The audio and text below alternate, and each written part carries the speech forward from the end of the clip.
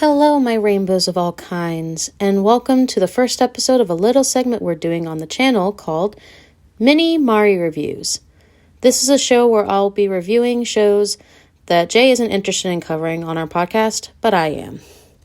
I'm Mari, and for our first episode, I will be covering the new series Hazbin Hotel. Before we cover the series, I would like to give a content warning for the following. The following will contain mentions of SA, sexual themes, violence, and more. Viewer discretion is advised. For those who are out of the loop, Hazbin Hotel is an adult cartoon created by Vivian Medrero. She has also created the YouTube series Hell of a Boss as well, both of which take place in what is known as the Helliverse. The series takes place in the Pride Ring of Hell, and the story focuses on Charlie Morningstar, the daughter of Lucifer and Lilith Morningstar. Charlie is working on a place to redeem sinners, called the Hazbin Hotel, along with stopping the extermination of more sinners with the help of her crew, which is made up of Vaggie, her girlfriend, Angel Dust, Husk, Alistair, Serpentius, and Nifty. Now, the first thing I will mention about this series is the art direction. From the colors to the character designs and backgrounds, this show is appealing to look at. That is one of the main things that drew me into the series. Compared to the pilot, which came out 4 years ago, the animation is very fluid. It's not as fluid as the pilot, but that's something that does happen sometimes when being picked up by a network, along with the budget of a production also playing a factor. Another thing I want to point out is the fact that the first season is only 8 episodes. There are plans for a season 2, however.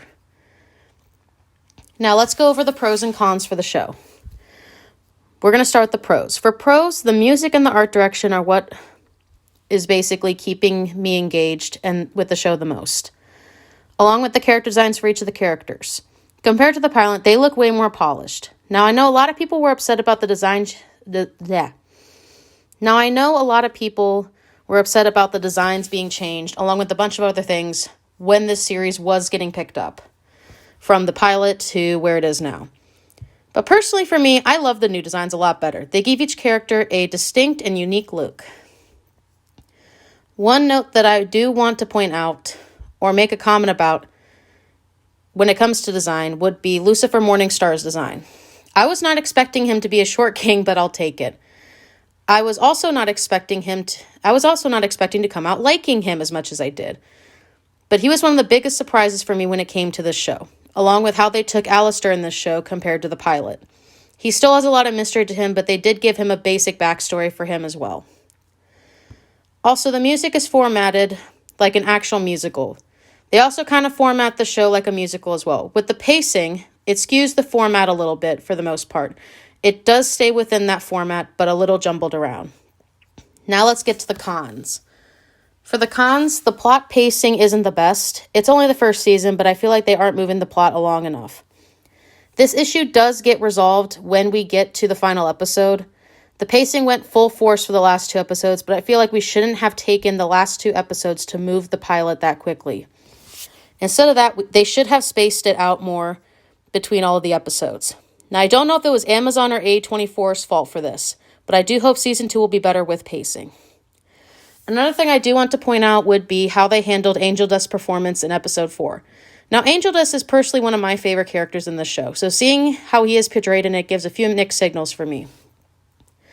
On one hand, they handled stuff well, but on the other hand, I do feel like they could have handled it in a different way so that it wasn't so in your face. It does give good representation for people that are in his circumstances, but the approach to it could have been handled a bit differently. That's just my thoughts on it, though. It is a very hard-hitting yet hard-to-swallow kind of concept for his character. Now I'll be going over the music/songs for this season briefly in this video. However, I will be making a separate video where I rank all the songs through the first season as a tier list. So if you would like a more in-depth talk or just want to know what I rank each song from worst to best, that won't be in this video. Once that video is made, I will be posting a link in the comments, or at least in the description of this video. Overall, the series is a mixed bag of some good surprises, character moments, great songs, and stunning visuals.